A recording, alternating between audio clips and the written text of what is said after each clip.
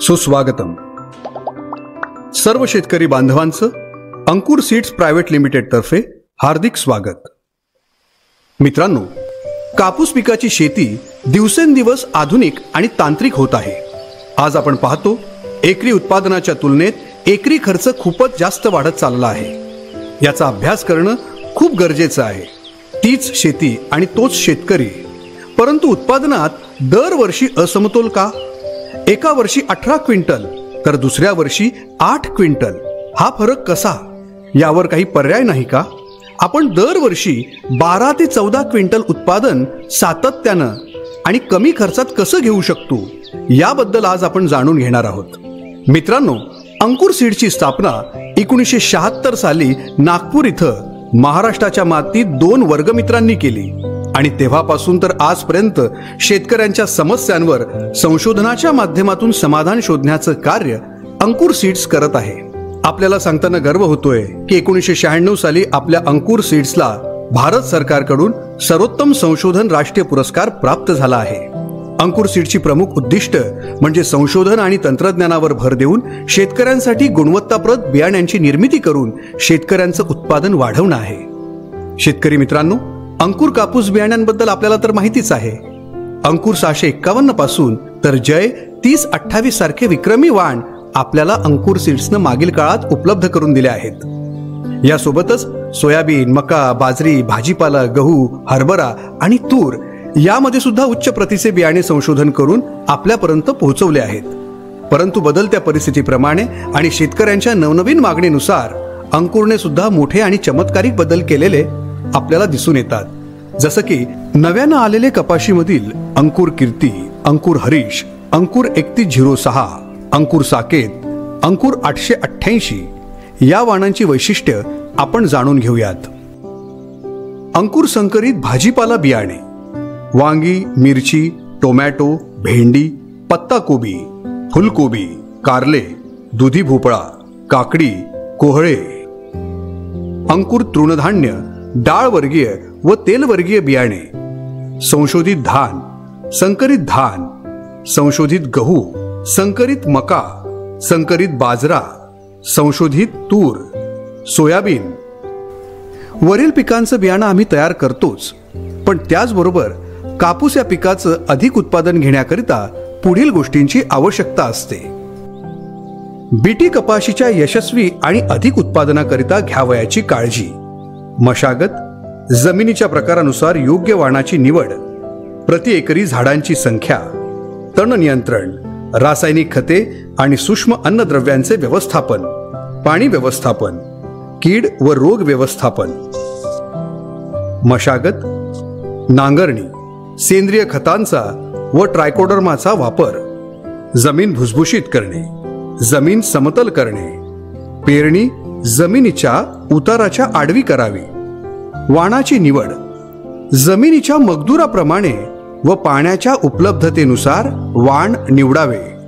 आपण जे अनुभवले पाहिले असेच वाण निवडावे. चला तर मग आपण अंकुरच्या हरीश 888, कीर्ती 3106 आणि साकेत या वाणांबद्दल अधिक माहिती घेऊया. अंकुर हरीश मोठ्या बोंडाची नवीन संकल्पना.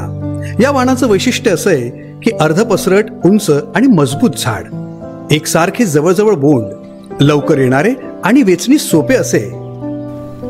मोठे बोंड आणि वजनदार कापूस. बोंडाचं सरासरी वजन 6 ते 6.5 ग्रॅम. रसशोषक किडीस जास्त सहनशील. ही ओळख आहे अंकुर हरीश या वाणाची. अंकुरचं नवीन वाण आहे अंकुर 888. पीक जोमदार आणि बोंड वजनदार. अंकुर 888 ची वैशिष्ट्ये आहेत: अर्धमर्यादित, अर्धपसरट आणि मोकळे वाढणारे झाड, गोलाकार मोठे बोंड आणि या बोंडाचे सरासरी वजन 6 ते 6.5 ग्रॅम. पात्यांचे बोंडात रूपांतर अधिक प्रमाणात होतं. चांगले उमलणारे आणि वेचणीस सोपे. रसशोषक किडीस आणि पानांवरील रोगास सहनशील. कमी अंतरावर लागवडीस सुद्धा योग्य. अंकुर 888.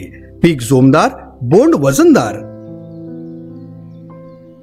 अंकुर संकरित कपाशीचा नवीन स्टार अंकुर कीर्ती. या वाणाची वैशिष्ट्ये आहेत: उभट मजबूत झाड, मोठे बोंड आणि या बोंडाचे सरासरी वजन 5.5 ते 6 ग्रॅम.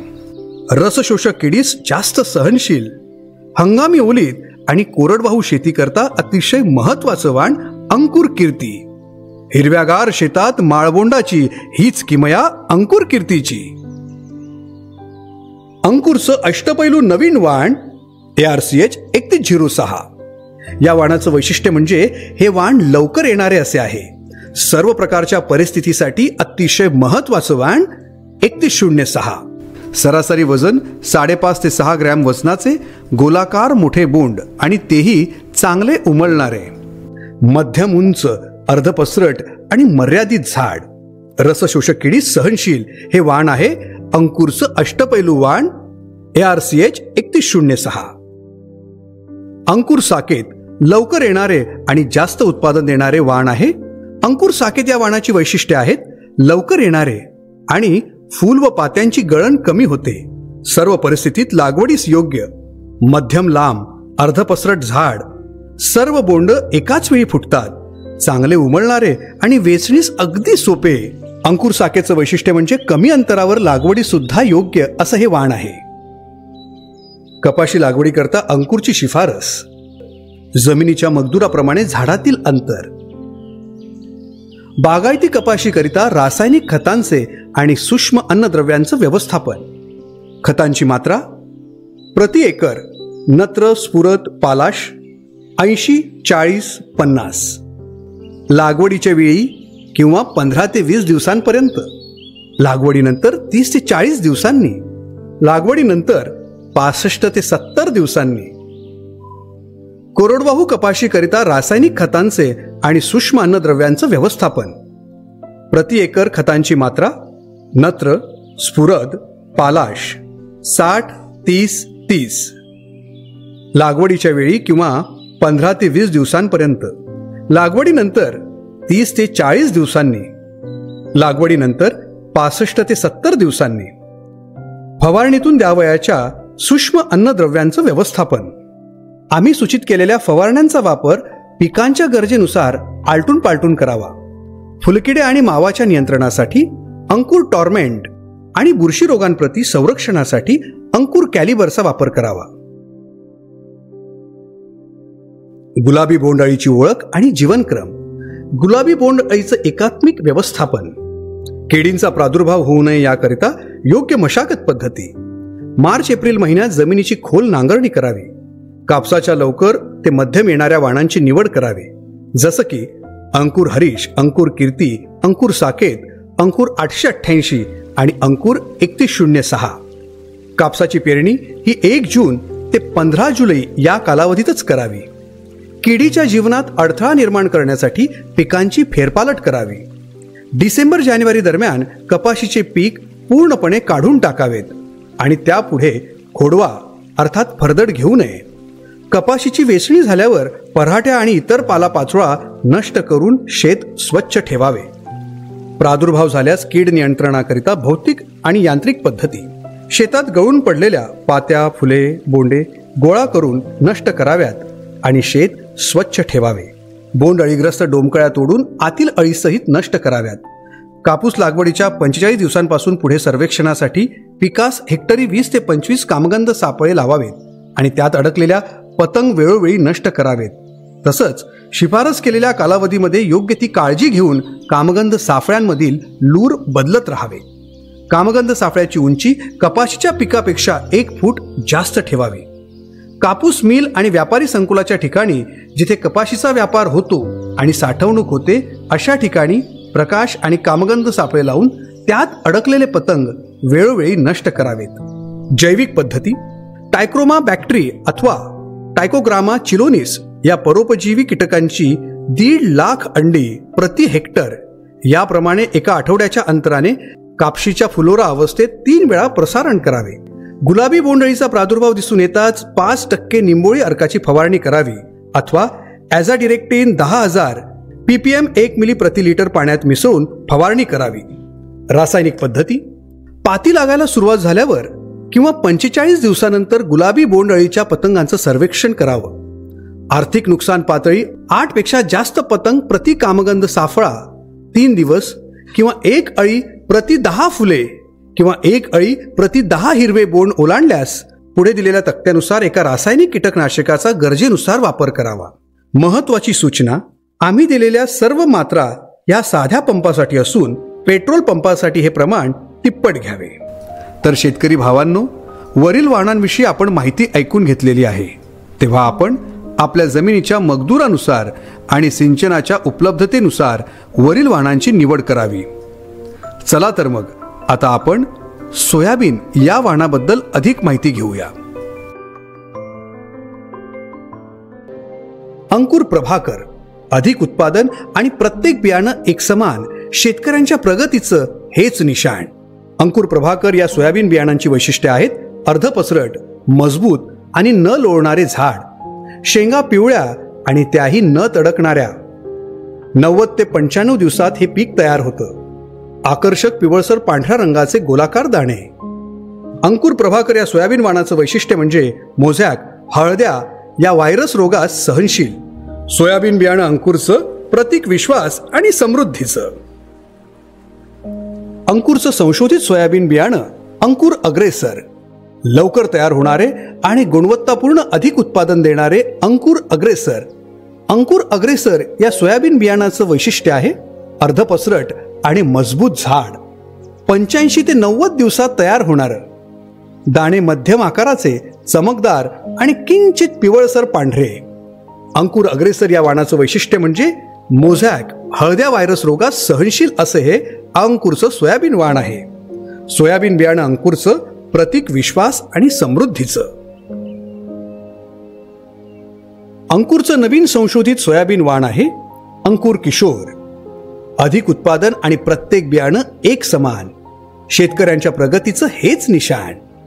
अंकुर किशोर या वाणाचं वैशिष्ट्य आहे खुले आणि मजबूत झाड, एकाच वेळी आणि लवकर तयार होणाऱ्या शेंगा, 3 दाणे असणाऱ्या जास्त शेंगा, न तडकणाऱ्या जास्त शेंगा लागण्याची क्षमता. अंकुर किशोर हे वाण 90 ते 95 दिवसात तयार होतं. अंकुर किशोर या वाणाचं वैशिष्ट्य मोझॅक आणि सेमिलुपर याच्या प्रती ते सहनशील असं आहे.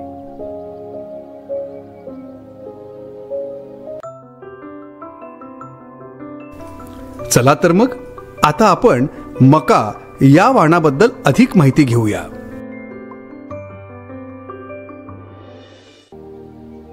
अंकुरनं संशोधित केलेलं शेतकऱ्यांच्या पसंतीचं वाण संकरित मका अर्थात अंकुर भास्कर.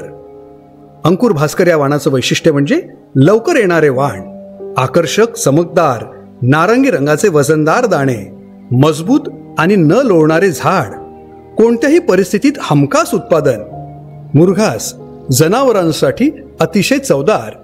अंकुर भास्कर या मक्याच्या वाणाची वैशिष्ट्ये म्हणजे अंकुर भास्कर या वाणाचा दुहेरी फायदा, दाण्यांचं उत्पादन अधिकाधिक आणि मुरघास सर्वाधिक. मका बियाणं अंकुरचं प्रतीक विश्वास आणि समृद्धीचं.